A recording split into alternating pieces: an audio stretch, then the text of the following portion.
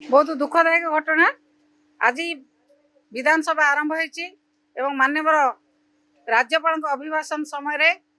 माननीय विरोधी दल नेता जितेबले विरोध करके कहवा ठिया से माइक को बंद कर दि जाए कैमेरा को बंद कर दि जाए ना कथा कहीं शुणी पारे ना कथा कहीं देखिपारे सारा ओडिशार लोक अंधकार रखापी जो भाव में चक्रांत कराई से चक्रांत से निवृत्त रुहतु एवं एक आम माननीय बाचस्पति लेखिकी देचु तार आम दृढ़ निंदा करुँ विजु जनता दल दृढ़ निंदा करुँ साधारण लोक या पूरा निंदा कर कार्यक्रम जदि बीजेपी सरकार कर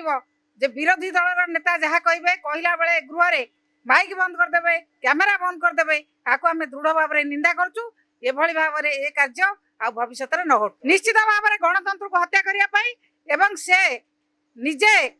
आमर विरोधी दल कथा को लोकलोचन को न नवाई ये प्रकार व्यवस्था कराई